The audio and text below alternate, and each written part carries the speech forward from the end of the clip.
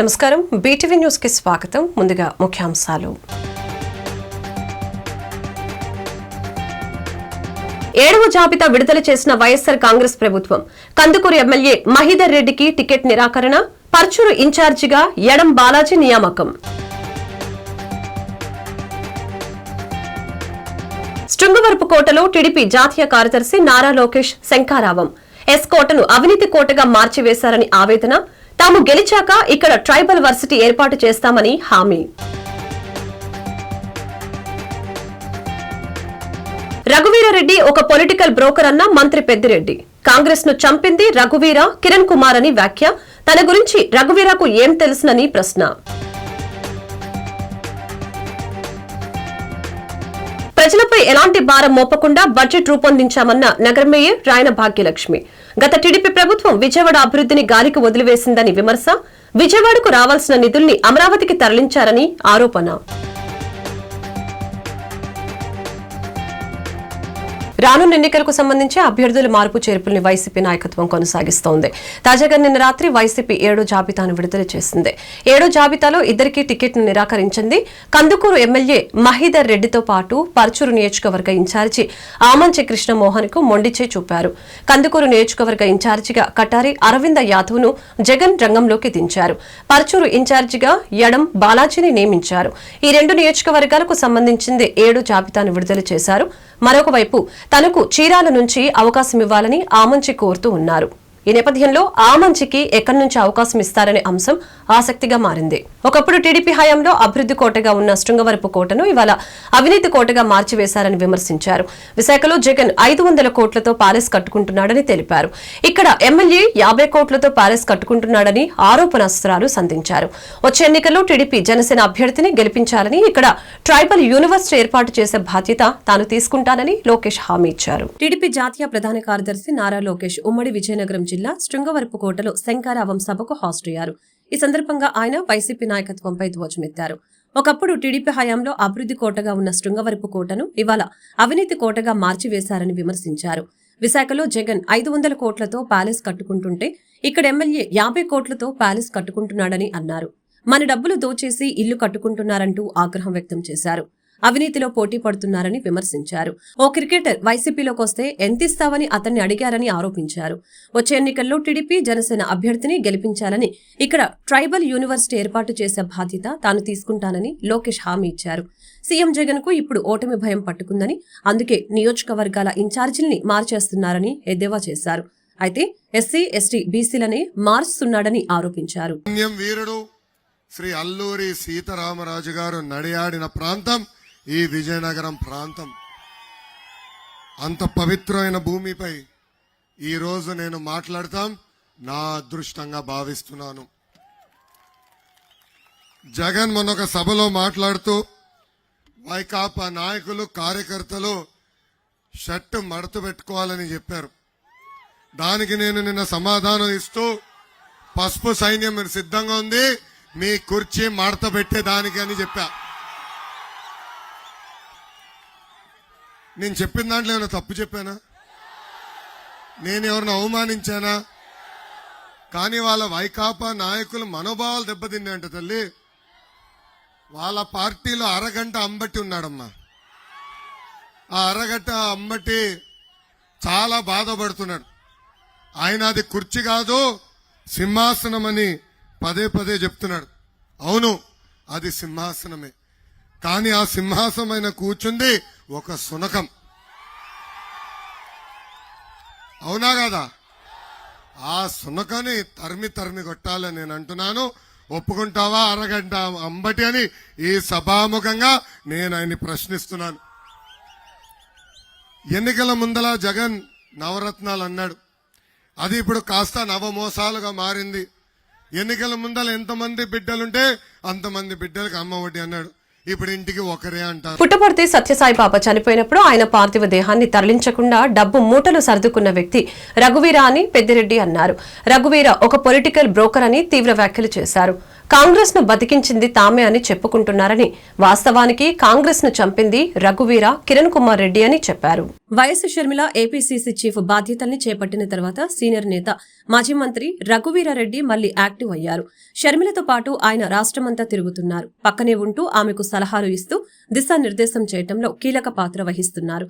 ఈ నేపథ్యంలో రఘువీరాపై మంత్రి పెద్దిరెడ్డి రామచంద్రారెడ్డి తీవ్ర ఆరోపణలు చేశారు. కాంగ్రెస్ పార్టీలో రఘువీర, కిరణ్ కుమార్ రెడ్డి లాంటి ముఠాలు చాలా ఉన్నాయని పెద్దిరెడ్డి అన్నారు. తన గురించి రఘువీరాకు ఏం తెలుసునని ప్రశ్నించారు. తమ ఇన్ఛార్జ్ మంత్రిగా ఉండి కూడా తన నియోజకవర్గంలో రఘువీర పర్యటించలేదని చెప్పారు. తాను కూనీలు చేశానని రఘువీర నిరూపిస్తే రాజకీయాల నుంచి శాశ్వతంగా తప్పుకుంటానని అన్నారు. 14 ఏళ్లు ముఖ్యమంత్రిగా ఉండి తాను ఇది చేశానని చెప్పుకునే దిక్కు కూడా చంద్రబాబుకు లేదని ఎద్దేవా చేశారు. కుప్పంలో చంద్రబాబు గెలవాలని సవాల్ చేశారు.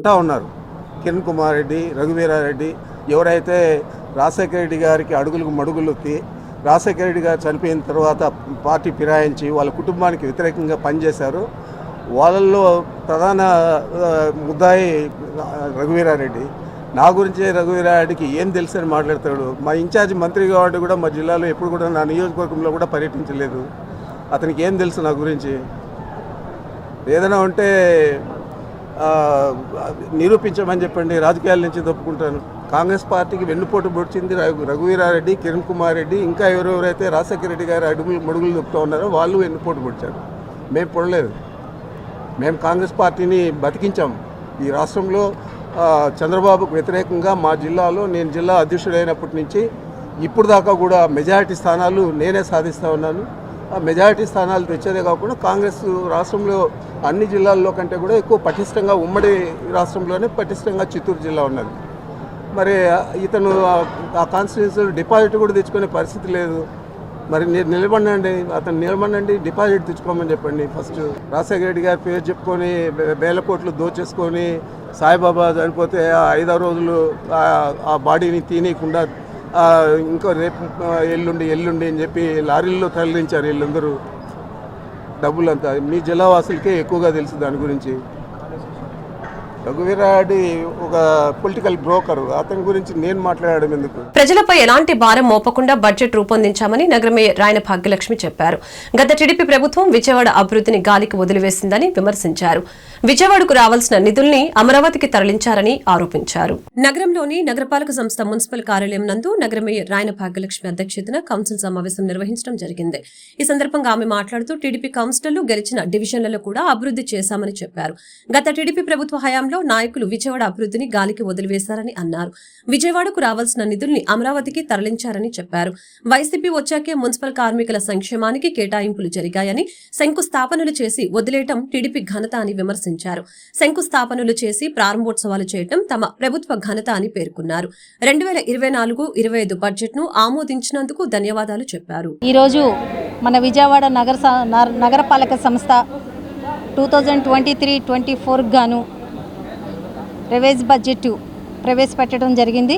24-25 గాను బడ్జెట్ని ఈరోజు కౌన్సిల్ వారి ముందు బడ్జెట్ని ప్రవేశపెట్టడం జరిగింది.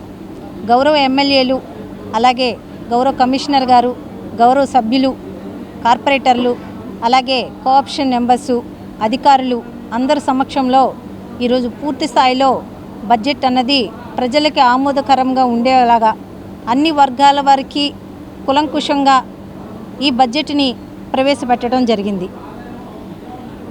ఎంతో చక్కగా బడ్జెట్ ప్రవేశపెట్టడం జరిగింది. బడ్జెట్ కూడా చాలా చక్కగా విజయవాడ నగర అభివృద్ధిని దృష్టిలో పెట్టుకొని కులంకుశంగా కొండ ప్రాంతాలు కానీ, దిగువ ప్రాంతాలు కానీ, వాటర్ సప్లై కానీ, రోడ్లు కానీ, డ్రైన్లు కానీ, వాటర్ రిజర్వాయర్లు కానీ, ప్రతి ఒక్క విషయంలోన బ్యూటిఫికేషన్కి కానీ, పార్కుల డెవలప్మెంట్ కానీ, ప్రతి ఒక్క విషయంలోన మన వైఎస్ఆర్సీపీ గవర్నమెంట్ వచ్చిన తర్వాత 3వ పర్యాయం ఈ బడ్జెట్ని ప్రవేశపెట్టడం అనేది జరిగింది. ఇందులోన ప్రజలపైన ఎలాంటి భారము లేకుండా పూర్తి స్థాయిలో బడ్జెట్ ప్రవేశపెట్టడం జరిగితే ఎవరైతే ప్రతిపక్ష సభ్యులు ఉన్నారో వాళ్ళకి విజయవాడ నగర అభివృద్ధి ఎలా జరుగుతుందో తెలుసు. ప్రతి ఒక్క డివిజను ఈరోజు వైఎస్ఆర్సీపీ పార్టీ గెలవలేని డివిజన్లు కూడా టీడీపీ వాళ్ళు, సిపిఎం పార్టీ నాయకులు ఉన్న డివిజన్లు కూడా పూర్తి స్థాయిలోన డెవలప్మెంట్ అన్నది జరుగుతుంది. గతంలో ఎన్నడూ లేని విధంగా కొన్ని వేల కోట్లతో విజయవాడ నగరం అభివృద్ధి చెందుతుంది. గత గవర్నమెంట్ 5 ఏళ్ల గవర్నమెంట్లో మనం చూడొచ్చు, విజయవాడ నగరానికి వచ్చిన నిధులను కూడా అమరావతికి మళ్లించిన ఘనత గత టీడీపీ పార్టీ. టీడీపీ జాతీయ ప్రధాన కార్యదర్శి నారా లోకేష్ అర్ధాంగి నారా బ్రాహ్మణి నేడు మంగళగిరి నియోజకవర్గం ఆత్మకూరులో పర్యటించారు. ఆత్మకూరులో ఉన్న చేనేత డయింగ్ షెడ్ ను పరిశీలించారు. అక్కడ చేనేత కార్మికులతో మాట్లాడి వారి సమస్యలను అడిగి తెలుసుకున్నారు. తన పర్యటన సందర్భంగా నారా బ్రాహ్మణి ఆటో నగర్ లో వీవర్శాల ప్రారంభోత్సవానికి హాజరయ్యారు. ఈ కార్యక్రమంలో బ్రాహ్మణితో పాటు టాటా గ్రూప్ కు చెందిన తనేరా సంస్థ సీఈఓ అంబుజ నారాయణ కూడా పాల్గొన్నారు. మంగళగిరి చేనేత రంగానికి టాటా గ్రూప్ మద్దతిస్తుందని అంబుజ నారాయణ తెలిపారు.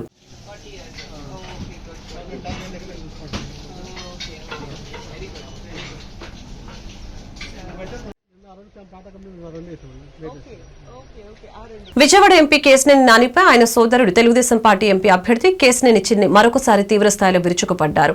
మరొక 2 నెలల్లో కేశినేని నాని ప్రజా జీవితానికి దూరం కావటం తథ్యమని జోస్యం చెప్పారు. అక్రమాలు బట్టబయలవుతున్నాయన్న భయంతోనే కేశినేని నాని పార్టీ మారారని ఆరోపించారు. మొగల్రాజుపురంలోని కేశినేని చిన్ని కార్యాలయం నందు ఏర్పాటు చేసిన మీడియా సమావేశంలో ఆయన మాట్లాడుతూ మరో 2 నెలల్లో కేశినేని నాని ప్రజా జీవితానికి దూరం కావటం తథ్యమని స్పష్టం చేశారు. టీడీపీ టికెట్లు ఇప్పిస్తానని కేశినేని నాని ఇద్దరి వద్ద నుంచి డబ్బులు వసూలు చేశారని, ఆ ఇద్దరు ఎవరో త్వరలోనే బయట పెడతామని చిన్ని వెల్లడించారు. అక్రమాలు బట్టబయలవుతున్నాయన్న భయంతోనే కేశినేని నాని పార్టీ మారారని ఆరోపించారు. చంద్రబాబును తిట్టే వాళ్లను ప్రోత్సహించి చివరికి టికెట్ ఎగ్గొట్టడం జగన్ నైజమని, ఇంతవరకు విజయవాడ ఎంపీ స్థానానికి వైసీపీ అభ్యర్థిని ప్రకటించలేదని చిన్ని వివరించారు. విజయవాడ వైసీపీ ఎంపీ అభ్యర్థి ఎవరవుతారో వేచి చూడాలని అన్నారు. ఒక ఓసరవెల్లి కోసం ప్రెస్ మీట్ పెట్టడం జరిగింది.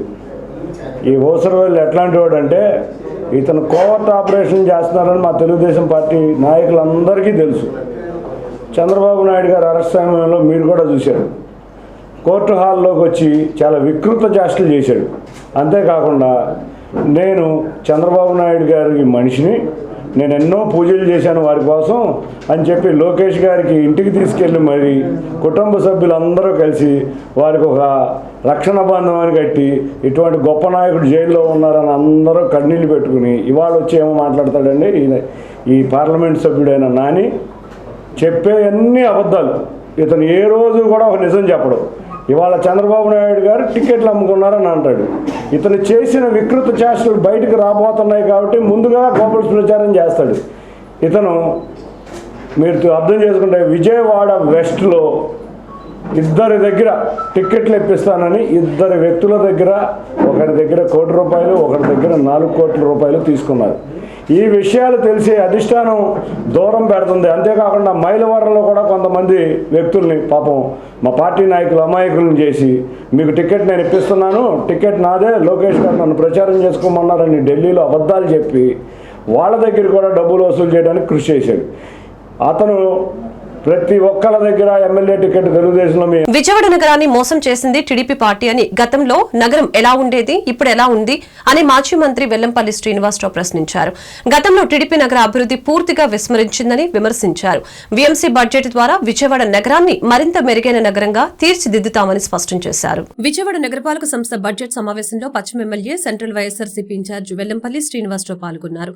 సమావేశం అనంతరం మీడియాతో ఆయన మాట్లాడారు. సెంట్రల్లో 25,000 మెజారిటీతో గెలుస్తానని చెప్పారు. ఒక పత్రిక తనపై కావాలని దుష్ప్రచారం చేస్తుందని మండిపడ్డారు. తనకు మేయర్, డిప్యూటీ మేయర్లకు మధ్య విభేదాలు సృష్టించేందుకు ప్రయత్నం చేస్తుందని అన్నారు. రోజు పేపర్లో తన కోసం కొంత ఖాళీ ఉంచుతున్నారని, నియోజకవర్గంలోకి వెళ్లి 20 రోజులు కూడా అవలేదని చెప్పారు. ఆంధ్రజ్యోతి పత్రిక తనను ఓడించలేదని చెప్పారు. బోండా ఉమాపై ప్రేమ ఉండవచ్చు, కానీ తన మీద ఇలాంటి రాతలు రాయటం హేయమైన చర్యగా వర్ణించారు. దమ్ముంటే ఏబిఎన్ రాధాకృష్ణ తన మీద పోటీ చేయాలని అన్నారు.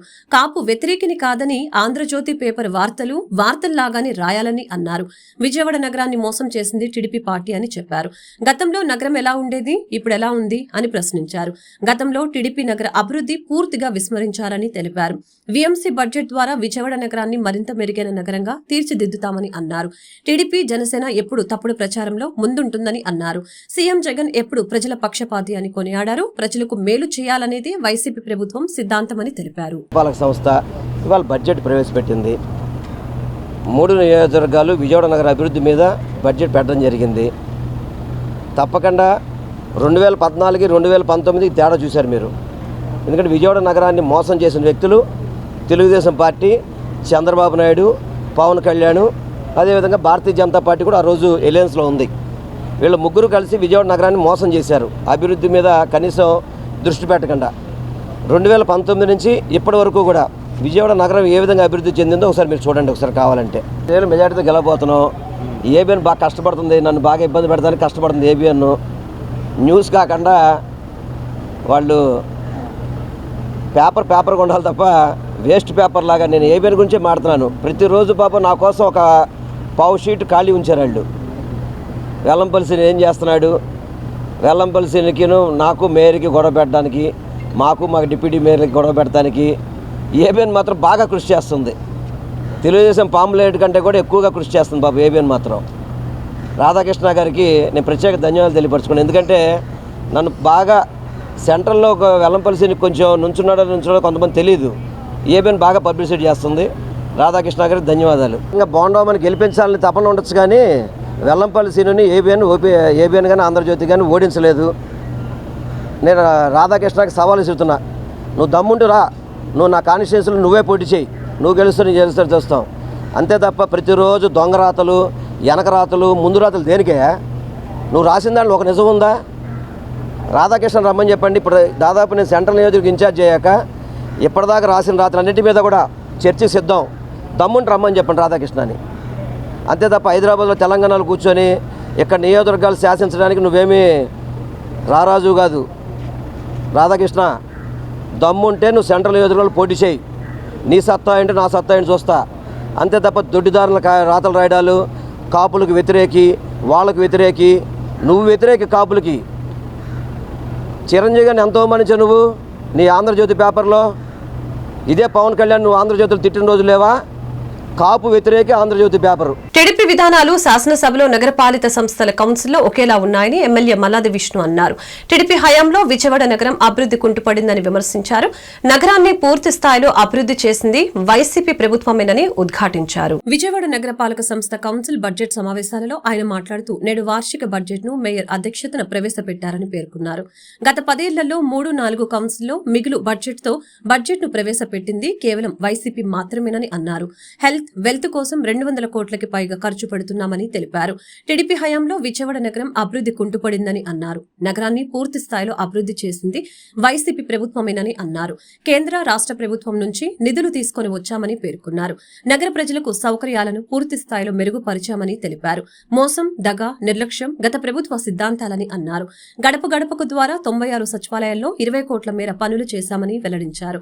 మంచినీటి సదుపాయం మెరుగుపడిందని అన్నారు.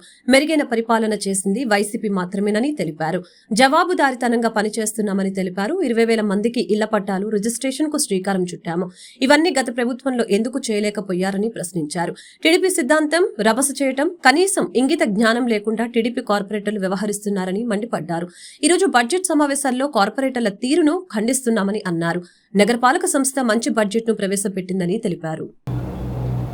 లోకల్ బాడీ నగరపాలక సంస్థ కౌన్సిల్లో కూడా అదే తీరు.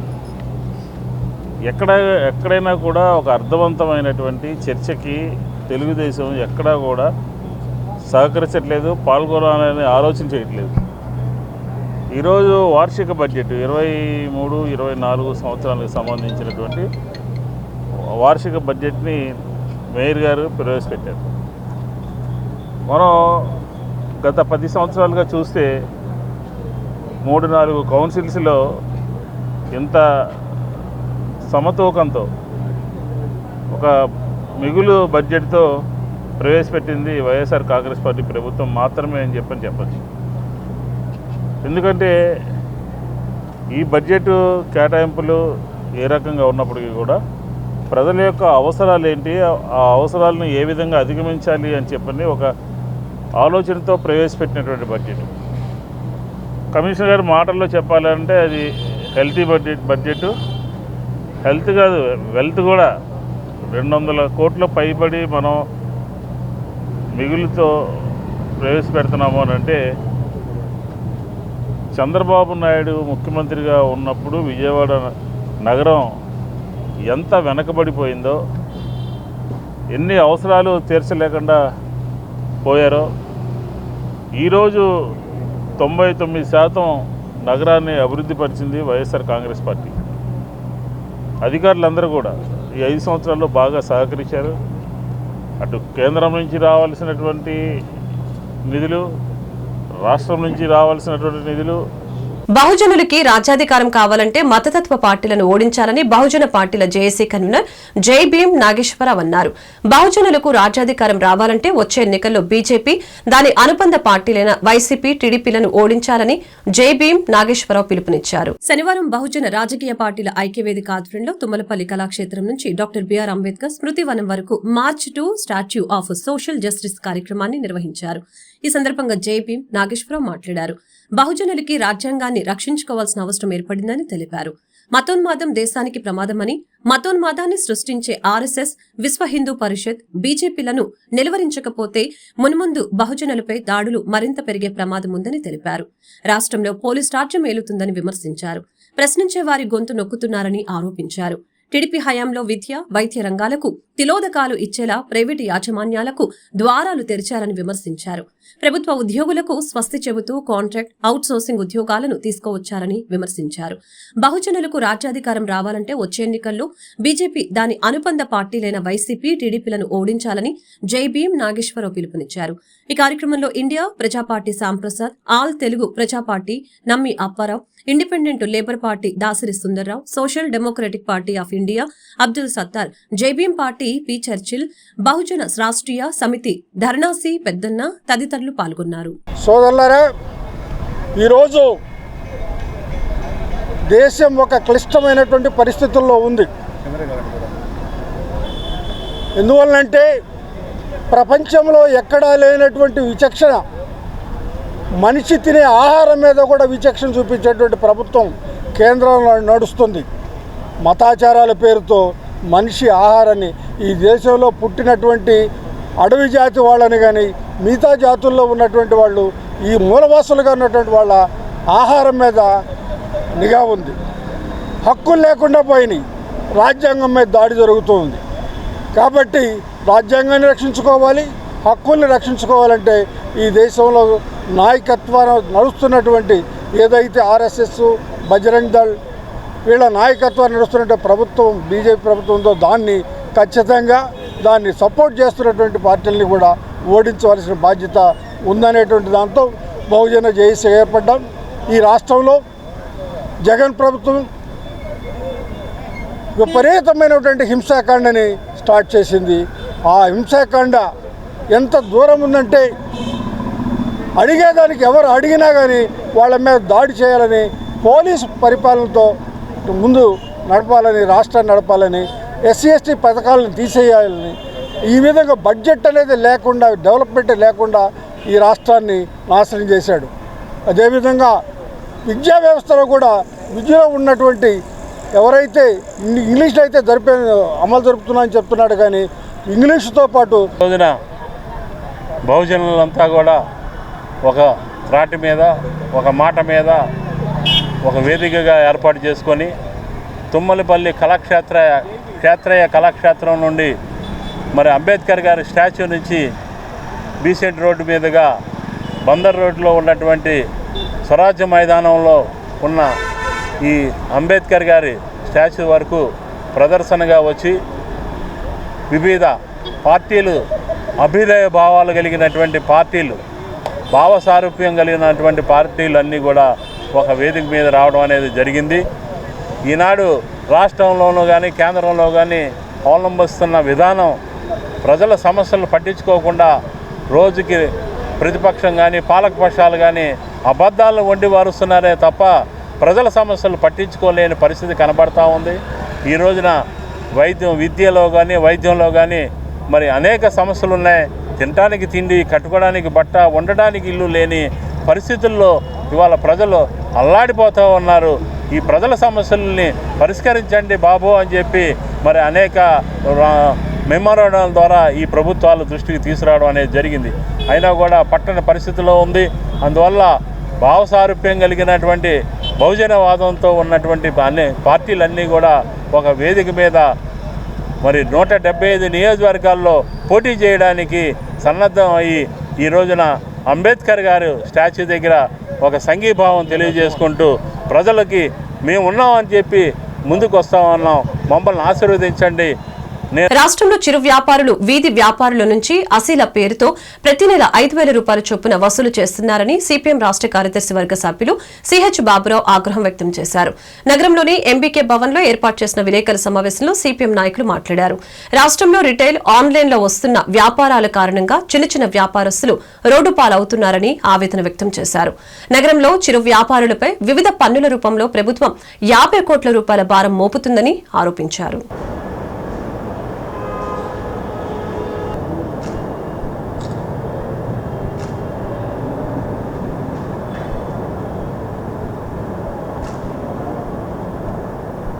అందరూ వచ్చాడు కూడా వాళ్ళు కూడా వచ్చాడు వాళ్ళు అయిన తర్వాత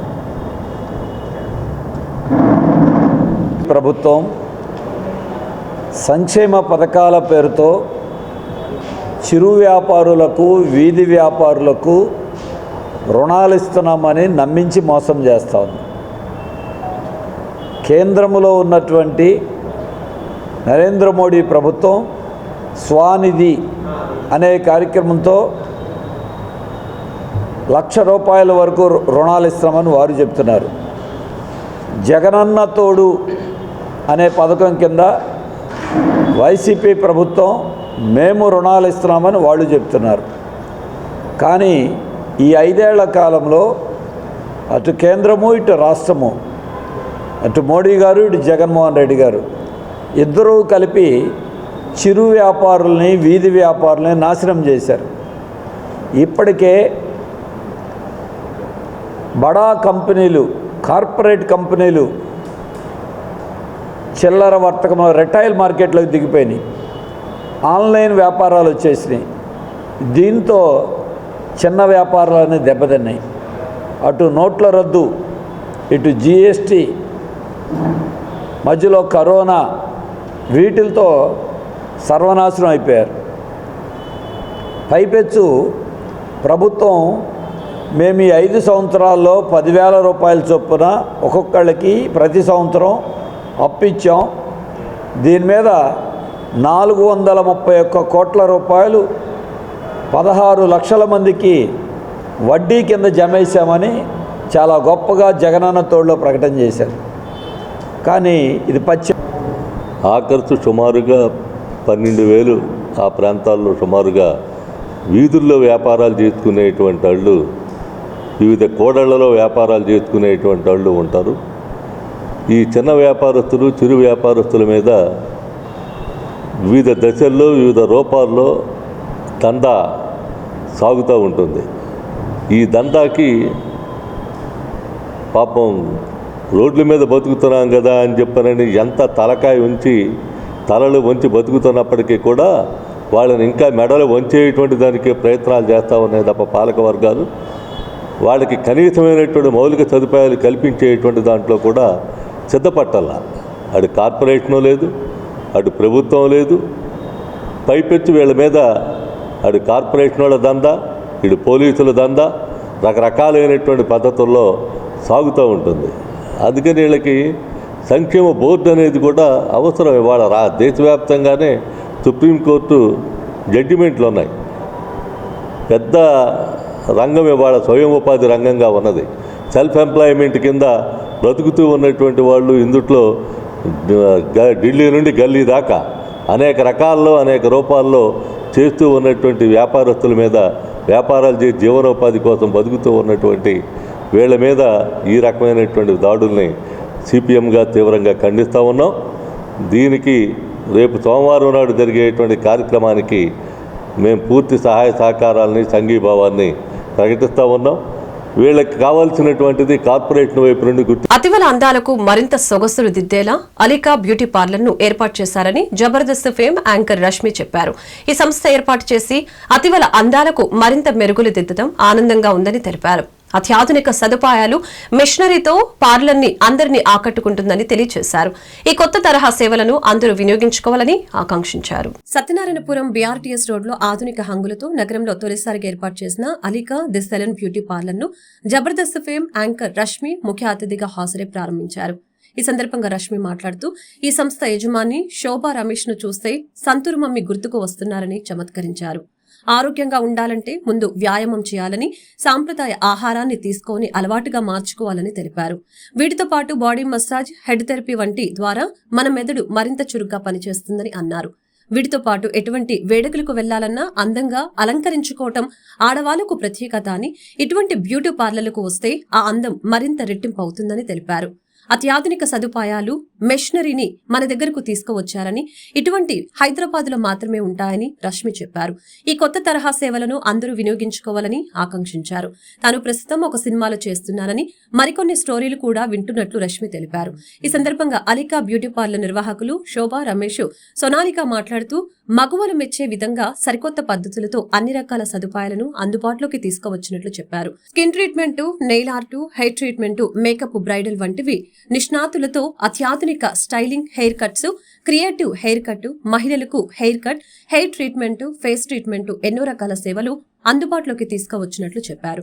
వీటితో పాటు hair smoothening, hair straightening, pedicure, hair colour, manicure కూడా కొత్త డిజైన్లు, రంగులను అందుబాటులోకి తెచ్చామని అన్నారు. విజయవాడ వాళ్ళందరికీ నమస్కారం. ప్రెస్ వాళ్ళకి, మీడియా వాళ్ళకి, సోషల్ మీడియా వాళ్ళకి, మెయిన్ ఛానల్ వాళ్ళకి, డిజిటల్ ఛానల్ వాళ్ళకి అందరికీ నమస్కారం అండి. సో ఈరోజు అలికా ద సలోన్ ఇనాగ్రేషన్ జరగడం ఈరోజు అయ్యింది. కానీ ముఖ్యమైన విశేషం ఏం చెప్పాలంటే, ఇప్పుడే చిన్న షాకింగ్ ఏంటంటే, శోభా గారు కూతురు సొనాలిక, ఆ లాస్ట్ 4 words ఉన్నాయి కదా, అలికా అని ఆమె పేరు మీద సలూన్ పెట్టారు. నెక్స్ట్ షాకింగ్ ఏంటంటే, నేను రాగానే సరే కూతురు అంటే ఏదో 5 or 6 year old పాప ఉంటుంది అని అనుకున్నా. Literally real life Santoor mummy చూడడం ఈరోజు జరుగుతుంది. నాకు ఒక 5 or 6 years అడుగుతున్నాను, ఈమె ఎవరు, ఈమె నా పాప సొనాలిక అంటున్నారు. నెక్స్ట్ షాకింగ్ ఏంటంటే ఇటువంటి బాబు అంటారు. సో ఈ అసలు ఎంత బాగా మెయింటైన్ చేస్తున్నారంటే, సో జస్టిఫైడ్ అని అనాలి. ఈ సలోన్ ఓపెనింగ్ అనేది మీరు చేయడం, మీరు రిప్రజెంట్ చేయడం, దీన్ని మాత్రం చాలా జస్టిఫైడ్ అనిపిస్తుంది. Of course beauty is inside out అంటారు. మంచి డైట్తో పాటు, ఎవ్రీడే ఎక్సర్సైజ్ డోసేజ్తో పాటు మంచిగా నిద్ర పోవాలి. దాంతోపాటు ఒక సలూన్కి వచ్చే కొన్ని ఫినిషింగ్ టచెస్ ఉంటాయి కదా, మంచి హెయిర్ కట్ కావచ్చు, well polished nails, well manicured pedicured nails కావచ్చు, రిలాక్సేషన్కి బాడీ మసాజ్ కావచ్చు, హెడ్ మసాజెస్ కావచ్చు, బేసిక్ ఇవన్నీ రిలాక్సేషన్ థెరపీస్ ఏమేమంటారో అవన్నీ కలిస్తేనే ఒక పర్సనాలిటీ అనేది మంచిగా పాలిష్డ్ అయ్యి బయటకు కనిపిస్తుంది. అండ్ దానివల్ల కాన్ఫిడెన్స్ కూడా పెరుగుతుంది. And who does not want to look confident nowadays? అందరికీ జనాల ముందు కాన్ఫిడెన్స్. సెలూన్లో skin treatments, hair spas, hair cuts, manicure, pedicure, ఇంకా చాలా సర్వీసెస్ అనేవి అవైలబుల్గా ఉన్నాయి. కొత్తగా స్టార్ట్ చేసాం కాబట్టి up to 50% డిస్కౌంట్ కూడా ఇస్తున్నాము స్టార్టింగ్ కాబట్టి. Thank you. వైసీపీ ప్రభుత్వం అధికారంలోకి వచ్చిన తర్వాత ఎన్నికల మేనిఫెస్టోలో చెప్పిన విధంగా 95% పైగా హామీలను అమలు చేసిన ఘనత సీఎం జగన్దేనని ఆ పార్టీ తూర్పు నియోజకవర్గ ఇన్ఛార్జి దేవినేని అవినాష్ కొనియాడారు. అర్హులైన ప్రతి ఒక్కరికి సంక్షేమ పథకాలు అందిస్తున్నామని చెప్పారు. తూర్పు నియోజకవర్గ పరిధిలోని 20వ డివిజన్ గౌతమి నగర్ లో గడప గడపకు మీ అవినాష్ అన్న హామీ కార్యక్రమం నిర్వహించారు.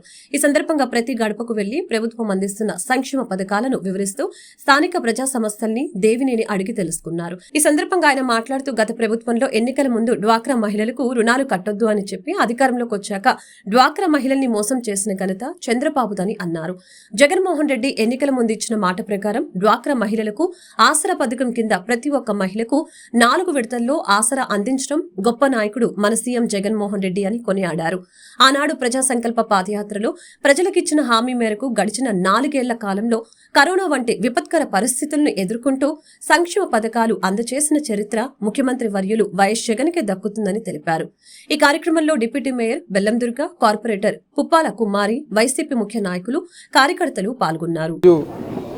20 డివిజన్లో ఏదైతే ఈ ఒక 5 సంవత్సరాల కాలంలో ముఖ్యమంత్రి జగన్మోహన్ రెడ్డి గారు ఒక నాయకత్వంలో జరిగిన అభివృద్ధి కార్యక్రమం కానివ్వండి, అదేవిధంగా సంక్షేమ కార్యక్రమం కానివ్వండి, స్థానికంగా ఉన్న వైఎస్ఆర్ కాంగ్రెస్ పార్టీ ముఖ్య నాయకులు, అదేవిధంగా అనుబంధ సంఘ అధ్యక్షులు కానివ్వండి, రీజనల్ కోఆర్డినేటర్స్ కానివ్వండి, డివిజన్ అధ్యక్షులు కానివ్వండి, కార్పొరేటర్స్ కానివ్వండి, డిప్యూటీ మేయర్ గారు కానివ్వండి, అదేవిధంగా వైఎస్ఆర్ కాంగ్రెస్ పార్టీ నాయకులు కానివ్వండి, మాజీ కార్పొరేటర్లు కానివ్వండి, ప్రతి ఒక్కరి గారు నామినేటెడ్ పదవుల్లో ఉన్న వైస్ చైర్మన్స్ కానివ్వండి, ప్రతి ఒక్కరిని గారు ఈరోజు ప్రతి ఇంటికి గారు వెళ్ళి జగన్మోహన్ రెడ్డి గారు చేస్తున్న సంక్షేమ కార్యక్రమాలు, ఈ ప్రాంతంలో జరుగుతున్న అభివృద్ధి కార్యక్రమాలు ప్రతి ఒక్కరి గారు వివరిస్తాయి. ఈరోజు ప్రతి ఒక్కరి గారు బయటకు వచ్చి గత ప్రభుత్వం కంటే ఈ ప్రభుత్వంలో జగన్మోహన్ రెడ్డి గారు ఒక నాయకత్వంలో మా ఇంటికే వచ్చే సంక్షేమ పథకాలు కానివ్వండి, మా ఇంటి ముందు జరిగే అభివృద్ధి కార్యక్రమాలు కానివ్వండి, ఈరోజు ఏ విధంగా అయితే చంద్రబాబు నాయుడు మమ్మల్ని మోసం చేశారో, మాయ చేశారో, మరీ ముఖ్యంగా డ్వాక్రా మహిళలు 2014లో ఎన్నికల ముందు తెలుగుదేశం పార్టీ వాళ్ళు మేము అధికారంలోకి వస్తున్నాం, ప్రతి ఒక్కరి గారు మీరు డ్వాక్రా గ్రూపులు రుణాలు కట్టమాకండి అని చెప్పని డ్వాక్రా మహిళల్ని నమ్మించి మోసం చేసిన తర్వాత, అధికారంలోకి వచ్చిన తర్వాత నమ్మించి మోసం చేసి ఈరోజు ఎవరైతే డ్వాక్రా గ్రూప్స్ ఉన్నాయో, డ్వాక్రా మహిళలు ఉన్నారో, వాళ్ళు చంద్రబాబు చెప్పిన అబద్ధపు హామీలు నమ్మి డ్వాక్రా రుణాలు కట్టకపోతే చివరికి ఆధునిక సాంకేతిక పరిజ్ఞానం ఎంతో పురోభివృద్ధి చెందిందని, ఈ రోజు చదువుకున్నది రేపు మారిపోతుందని ఏపీ పాఠశాల విద్యాశాఖ కమిషనర్ ఎస్ సురేష్ కుమార్ తెలిపారు. అందుకని విద్యార్థులు తరగతి గది చదువుతో పాటు బాహ్య ప్రపంచంలో ఏం జరుగుతుందో, సైన్స్ అండ్ టెక్నాలజీలో ఏం మార్పులు వస్తున్నాయో ఎప్పటికప్పుడు తెలుసుకోవాలని అన్నారు. విద్యార్థులు ఎప్పటికప్పుడు తమ పరిజ్ఞానాన్ని పెంచుకోవాలని సూచించారు. ఎడ్యుకేషనల్ ఎఫిఫనీ ఆధ్వర్యంలో నిర్వహించిన మెరిట్ టెస్ట్ 2024లో రాష్ట్ర స్థాయిలో విజేతలుగా నిలిచిన విద్యార్థులకు బహుమతి ప్రదాన కార్యక్రమం విజయవాడ మహాత్మా గాంధీ రోడ్లోని ఎంబీవీకే భవన్లో జరిగింది. ఈ కార్యక్రమానికి ఏపీ పాఠశాల విద్యాశాఖ కమిషనర్ ఎస్ సురేష్ కుమార్ ముఖ్య అతిథిగా విచ్చేశారు. మెరిట్ టెస్ట్ లో రాష్ట్ర స్థాయిలో ఉత్తమ ప్రతిభ కనపరిచిన విద్యార్థులకు ట్రోఫీలు, నగదు బహుమతిని అందజేశారు. అనంతరం కమిషనర్ మాట్లాడుతూ పాఠ్య పుస్తకాలు, తరగతిలో చదువుకున్న విద్యతో భవిష్యత్తులో జీవితంలో విజయం సాధించడం సాధ్యం కాదని ప్రతి ఒక్కరూ ఈ విషయాన్ని మదిలో పెట్టుకోవాలని అన్నారు. Merit test computer, smart phones, tabs ద్వారా నిర్వహించడం జరుగుతుందని చెప్పారు. మారుతున్న పరిజ్ఞానాన్ని విద్యార్థులు ఎప్పటికప్పుడు అందిపుచ్చుకోవాలని సూచించారు. బాధ్యతతో సాంకేతికతను వినియోగించుకోవాలని అన్నారు. టెక్నాలజీతో అనేక దేశాలు రక్షణ వ్యవస్థను బలోపేతం చేసుకుంటున్నాయని చెప్పారు. విద్యార్థుల్లో ఉన్న ప్రతిభను గుర్తించి ప్రోత్సహించేందుకు ఎడ్యుకేషనల్ ఎఫిఫనీ సంస్థ మెరిట్ టెస్ట్ ను నిర్వహించి వారికి ట్రోఫీలు, నగదు బహుమతుల్ని అందించడం హర్షణీయమని అన్నారు. ఇటువంటి కార్యక్రమాలు నిర్వహించడానికి స్వచ్ఛంద సంస్థలు ముందుకు రావాలని తెలిపారు. ఎడ్యుకేషనల్ ఎఫిఫనీ సంస్థ ప్రధాన కార్యదర్శి డి స్వామి మాట్లాడుతూ పేదరికం, ఆర్థిక ఇబ్బందులు ప్రతిభకు ఆటంకం కాకూడదనే సదుద్దేశంతో ఎక్కడికక్కడ పనిచేస్తున్న ఉద్యోగులు ఒక కుటుంబంగా ఏర్పడి ఎడ్యుకేషనల్ ఎఫిఫనీను ఏర్పాటు చేశామని తెలిపారు.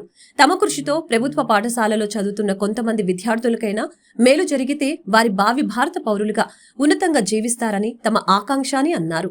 విద్యాదానం అన్నిటిలో కన్నా గొప్ప దానమని, విద్యతోనే మార్పు సాధ్యమని తెలిపారు.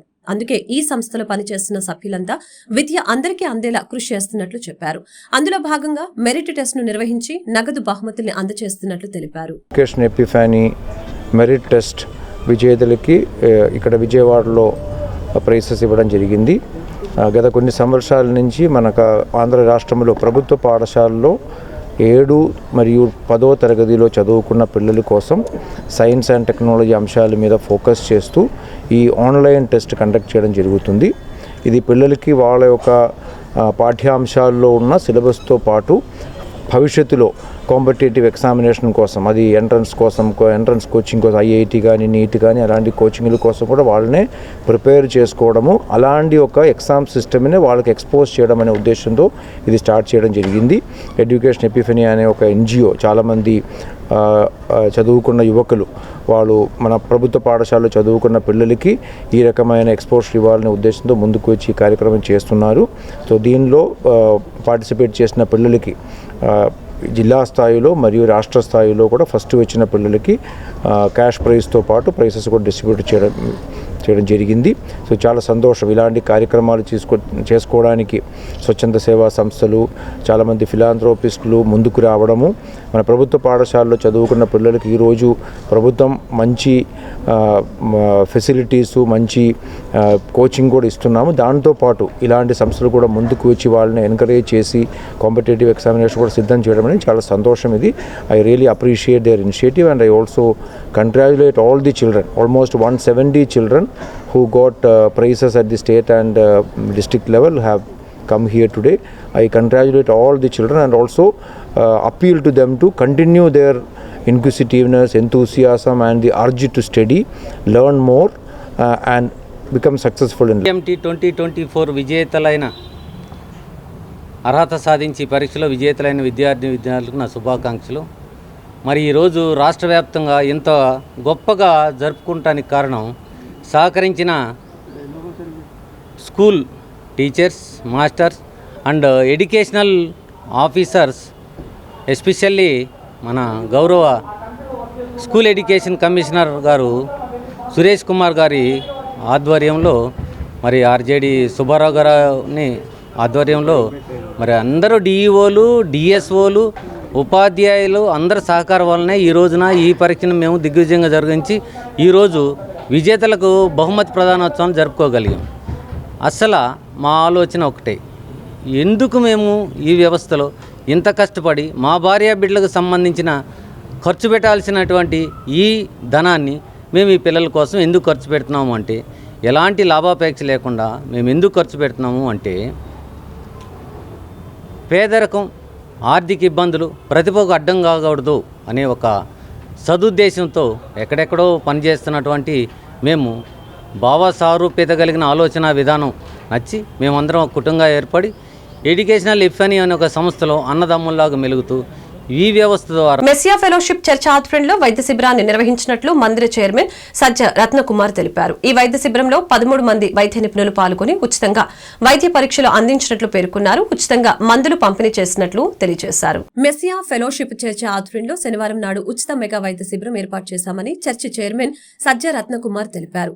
ఆటోనగర్లోని చర్చి ఆవరణలో ఏర్పాటు చేసిన వైద్య శిబిరంలో ఆయన మాట్లాడారు. వైద్య శిబిరానికి వందలాది మంది వచ్చి వైద్య పరీక్షలు చేయించుకుంటున్నారని చెప్పారు. ప్రభువైన యేసుక్రీస్తు రోగులను స్వస్థపరచాలని చెప్పారు. అలాగే ఎంతో మంది వైద్య సహాయం అందక ఇబ్బందులు పడుతున్నారని తెలిపారు. ప్రస్తుత పరిస్థితిలో పేదవారికి వైద్యం ఖరీదైందని పేర్కొన్నారు. స్త్రీలతో పాటుగా అనేక దీర్ఘకాలిక వ్యాధుల వారు, ఇతర ఆరోగ్య సమస్యలు ఉన్నవారు చాలా మంది ఉన్నారని, తమ మెస్సియా ఫెలోషిప్ ద్వారా అట్లాంటి వారందరికీ వైద్య సహాయాన్ని అందించడం ఆనందంగా ఉందని తెలిపారు. ఈ వైద్య శిబిరంలో Ramesh, top stars, Kanuru, Ankura hospitals సహకారంతో మెడికల్ క్యాంపు నిర్వహించినట్లు తెలిపారు. సుమారు 13 మంది అనుభవజ్ఞులైన వైద్యులు వైద్య శిబిరంలో పాల్గొన్నారని చెప్పారు. అవసరమైన వారికి పరీక్షలు చేసి ఉచితంగా మందులు కూడా అందజేస్తున్నట్లు తెలియజేశారు. వైద్య శిబిరానికి విచ్చేసిన మీడియా ప్రతినిధులందరికీ నా హృదయపూర్వక ధన్యవాదాలు తెలియజేస్తున్నాను. ఈరోజు మెస్సియా ఫెలోషిప్ ఆధ్వర్యంలో ఉచిత వైద్య శిబిరం బహు ఘనంగా జరుగుతున్నది. పట్టణపు నలువేల నుంచి అనేక వందల మంది ప్రజలు ఈరోజు ఈ ఉచిత వైద్య శిబిరంలో పాల్గొని మరి వాళ్ళు ఫ్రీ ట్రీట్మెంట్ పొందుకొంటున్నారు. ఈరోజు మన విజయవాడ పట్టణంలో ప్రాముఖ్యమైన హాస్పిటల్ నుంచి 13 మంది డాక్టర్స్ విచ్చేశారు. Ramesh hospitals, top star hospitals, Ankura hospital, Kanuru hospital నుంచి వైద్యులు విచ్చేశారు. వీరందరూ దేశ విదేశాల్లో విద్యను అభ్యసించి వారు సహకారాన్ని మాకు అందిస్తూ ఆ కారణంగా ఈరోజు ఉచిత వైద్య శిబిరాన్ని ఏర్పాటు చేశాము. ఈరోజు అనేకమైన పరీక్షలు, బీపీ, షుగర్, ఈసీజీ, అలాగే మరి గుండె, ఆర్థోపెడిక్, ఈఎన్టీ రకరకాల పరీక్షలు ఉచితంగా చేస్తున్నారు. మరి అందరికీ వైద్య సదుపాయం అందుబాటులో లేదు. మరి ప్రభుని యేసుక్రీస్తు సెలవిచ్చాడు, పేదలను బీదలను కటాక్షించువాడు ధన్యుడు, అట్టి వారిని ఆపత్కాలంలో ఆదుకుంటానని సెలవిచ్చాడుగా. ఆ కారణంగా పేదల కోసం మరి ఈ యొక్క ఉచిత వైద్య శిబిరాన్ని ఏర్పాటు చేశాము. అనేక వందల మంది వచ్చి ఈరోజు మరి ఉచితంగా మందులు పొందుకున్నారు. మరి ప్రిస్క్రిప్షన్ మెడిసిన్స్ ఇస్తున్నాము. దానితో పాటు ఉచితంగా ఒక నెలకు సరిపడా విటమిన్స్ కూడా ఇస్తున్నాము. మరి దేవుడు మాకు చూపించిన ఈ యొక్క ప్రేమను బట్టి దేవునికి వందనాలు. మరి ఇలాగే సమాజంలో ఇంకా అనేక పరిచయాలు చేస్తున్నాం. అలాగే మేము ఈ మెస్సియా ఫెలోషిప్ తరపున ఉచిత కుట్టు శిక్షణ శిబిరాన్ని కూడా గత 7 సంవత్సరాలు జరిగిస్తున్నాం. ఇప్పటికీ అనేక మంది ఆ ఉచిత కుట్టు శిక్షణ శిబిరంలో పాల్గొని మరి వారు కాళ్ళ మీద వాళ్ళు నిలబడుతున్నారు. మరి దీని అంతటి బట్టి మేము ఎంతో సంతోషిస్తున్నాం. తరపున ఉచిత వైద్య శిబిరం ఈ రోజున కొనసాగించడం జరిగింది. అలాగే మనకి 13 మంది డాక్టర్స్ అంకురా హాస్పిటల్ నుంచి, రమేష్ హాస్పిటల్స్ నుంచి, టాప్ స్టార్ హాస్పిటల్స్ నుంచి వచ్చారు. వారందరూ కూడా చాలామంది పేషెంట్స్ని చూడడానికిను అనేక మందికి ఉచితమైనటువంటి మందులు ఇవ్వడానికి కూడా ఈ యొక్క సమయాన్ని మేము ఉపయోగించుకున్నాము. అలాగే ఇంకా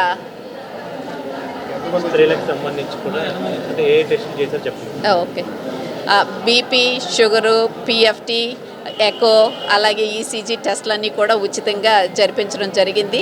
ఎంతోమంది ఈ యొక్క అవకాశాన్ని సద్వినియోగం చేసుకుని రావడం మాకు కూడా చాలా సంతోషంగా ఉంది. వార్తలు ముగించే ముందు ముఖ్యాంశాలు మరొకసారి. 7వ జాబితా విడుదల చేసిన వైఎస్సార్ కాంగ్రెస్ ప్రభుత్వం. కందుకూరు ఎమ్మెల్యే మహీధర్ రెడ్డికి టికెట్ నిరాకరణ, పర్చూరు ఇన్ఛార్జిగా యడం బాలాజీ నియామకం. శృంగవరపుకోటలో టీడీపీ జాతీయ కార్యదర్శి నారా లోకేష్ శంఖారావం. ఎస్ కోటను అవినీతి కోటగా మార్చివేశారని ఆవేదన. తాము గెలిచాక ఇక్కడ ట్రైబల్ వర్సిటీ ఏర్పాటు చేస్తామని హామీ. రఘువీరారెడ్డి ఒక పొలిటికల్ బ్రోకర్ అన్న మంత్రి పెద్దిరెడ్డి. కాంగ్రెస్ ను చంపింది రఘువీర, కిరణ్ కుమార్ అని వ్యాఖ్య. తన గురించి రఘువీరకు ఏం తెలుసునని ప్రశ్న. ప్రజలపై ఎలాంటి భారం మోపకుండా బడ్జెట్ రూపొందించామన్న నగర మేయర్ రాయన భాగ్యలక్ష్మి. గత టీడీపీ ప్రభుత్వం విజయవాడ అభివృద్ధిని గాలికి వదిలివేసిందని విమర్శ. విజయవాడకు రావాల్సిన నిధుల్ని అమరావతికి తరలించారని ఆరోపణ. ఈ వార్తలు ఇంతటితో సమాప్తం. మరొక బులెటిన్లో మళ్ళీ కలుద్దాం. నమస్కారం.